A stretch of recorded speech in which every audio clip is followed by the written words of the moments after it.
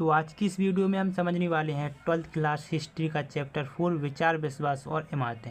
इसमें हम सांस्कृतिक विकास के बारे में पढ़ने वाले हैं और इसमें लगभग 600 ईसा पूर्व से संबंध 600 तक पढ़ने वाले हैं। और आज का जो हमारा टॉपिक रहने वाला है, लौकिक सुखों से आगे महावीर का संदेश। मतलब जो कि लौकिक सुख होते हैं, मतलब जो कि मनुष्य के सुख होते हैं, उससे आगे का जो कि महावीर स्वामी ने संदेश दिया है कि आगे क्या होता है, उन सुखों से कुछ अच्छी चीज़ भी होती है। ठीक है, तो जैनों के मूल सिद्धांत 6ठी सदी ईसा पूर्व में वर्धमान महावीर के जन्म से पहले ही उत्तर भारत में प्रचलित थे। जैन परंपरा के अनुसार महावीर से पहले 23 शिक्षक हो चुके थे।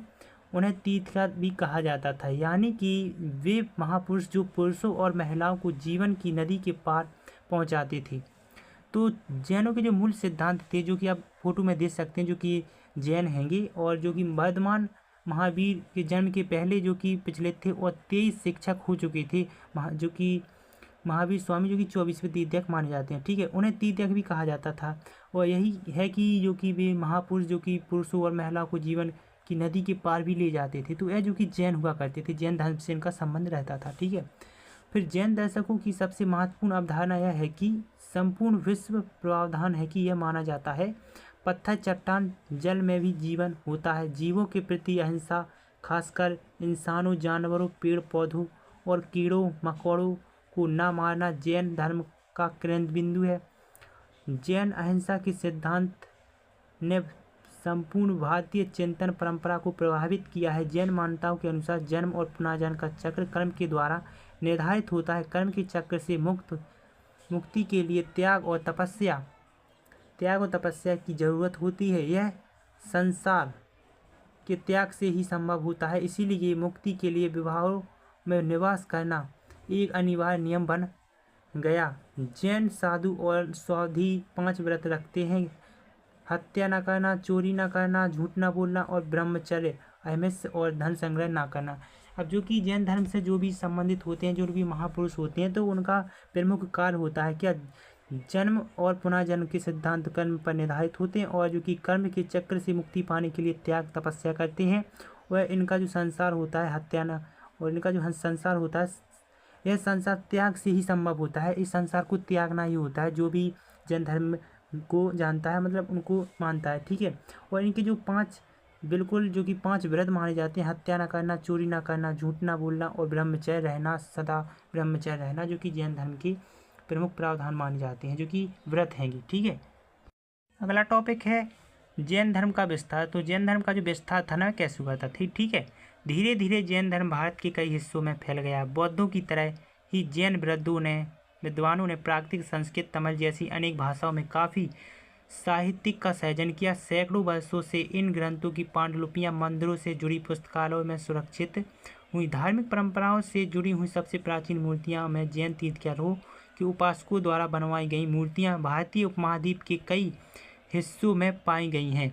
तो जो कि जैन धर्म का विस्तार कैसे हुआ, इसके जो कारण है, जैसे जैन धर्म जो कि कई सारे हिस्सों में फैल गया और बौद्धों की तरह ही इन्होंने जैन विद्वानों ने प्राकृतिक, संस्कृत, तमिल भाषाओं में काफ़ी साहित्यिक सृजन किया। सैकड़ों वर्षों तक ग्रंथों की पांडुलिपियां मंदिरों से जोड़ने एवं पुस्तकालयों में रखवाई और जुड़े, जिसके कारण जैन धर्म का काफ़ी विस्तार हुआ और धार्मिक परंपराओं से भी जुड़ा रहा। प्राचीन और मूर्तियों से भी तीर्थंकर उपासकों द्वारा बनवाई गई मूर्तियाँ भारतीय उपमहाद्वीप के कई हिस्सों में पाई गई, जिसके कारण जैन धर्म काफ़ी विस्तार हो गया। अगला टॉपिक है बुद्ध और ज्ञान की खोज। बुद्ध और ज्ञान की खोज मतलब बुद्ध थे जिन्होंने ज्ञान की खोज की थी। ठीक है, बुद्ध उस युग के सबसे प्रभावशाली शिक्षकों में से एक थे। सैकड़ों वर्षों के दौरान उनके संदेश पूरे उपमहाद्वीप के तौर पर, उसके बाद मध्य एशिया होते हुए चीन, कोरिया, जापान, श्रीलंका से समुद्र पार कर म्यांमार, थाईलैंड और इंडोनेशिया तक फैले गए। अब बुद्ध जो कि जिन्होंने ज्ञान प्राप्त किया था, तो इनके जो कि युग प्रभावशाली शिक्षकों में से एक थे, जो कि सबसे प्रभावशाली शिक्षाओं में से एक थे। सैकड़ों वर्षों तक इन्होंने संदेश में उपमहाद्वीप में और उसके बाद मध्य एशिया, चीन, कोरिया, जापान, श्रीलंका, समुद्र के पार, म्यांमार, थाईलैंड और इंडोनेशिया तक इन्होंने कई सारे मतलब ज्ञान का प्रकाशन किया।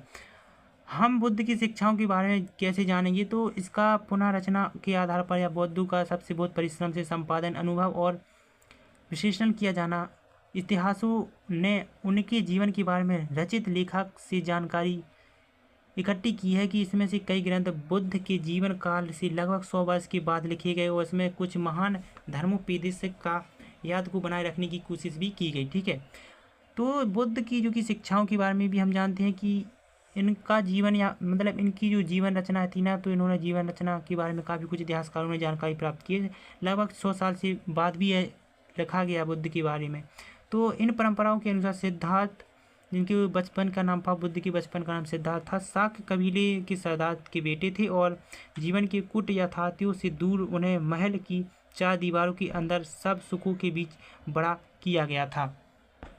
क्या हुआ था कि जो सिद्धार्थ थे ना, बुद्ध जी का बचपन का नाम था सिद्धार्थ, तो सिद्धार्थ शाक्य कबीले के सरदार के बेटे थे। उनके पिता जो कि सरदार के कबीले हुआ करते थे, जीवन के कुछ कुट से दूर महल की 4 दीवार के अंदर सब सुख के बीच जो कि महात्मा बुद्ध जो कि रहने लगे थे।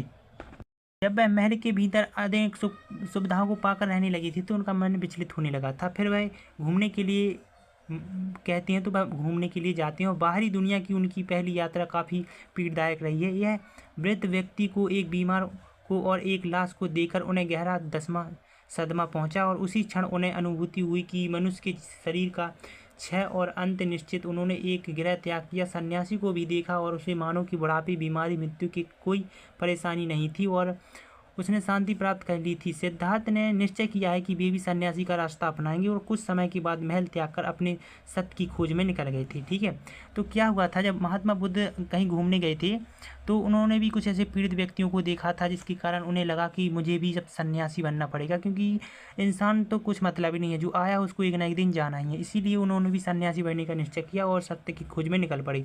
फिर क्या हुआ, सिद्धार्थ ने साधना के कई मार्गों का विश्लेषण किया। इनमें से एक था शरीर को अधिक से अधिक कष्ट देना, जिसकी चलते फिरते मरते मरते बचे थे बुद्ध थी। तो इन आतवादियों तरीकों का त्याग कर उन्होंने कई दिन तक ध्यान करते हुए अनंत ज्ञान प्राप्त किया। इसके बाद से उन्हें बुद्ध अथवा ज्ञानी व्यक्ति के नाम से जाना जाने लगा और बाकी जीवन उन्होंने धर्म और सम्यक जीवन यापन की शिक्षा दी। अब सिद्धार्थ ने जो कि मतलब बुद्ध जी ने कैसे अपना ज्ञान प्राप्त किया, तो इन्होंने पहले तो इन्होंने कोशिश की कि शरीर को अधिक से अधिक कष्ट देकर हम ज्ञान प्राप्त कर सकते हैं, लेकिन यह ठीक नहीं था। तो फिर उन्होंने कई सारे दिनों तक, कई महीनों, सालों तक ज्ञान की प्राप्ति के लिए ध्यान किया और उन्हें ज्ञान की प्राप्ति हुई और बाकी जीवन उन्होंने जीवन यापन जो कि शिक्षा भी देते रहे जीवन भर।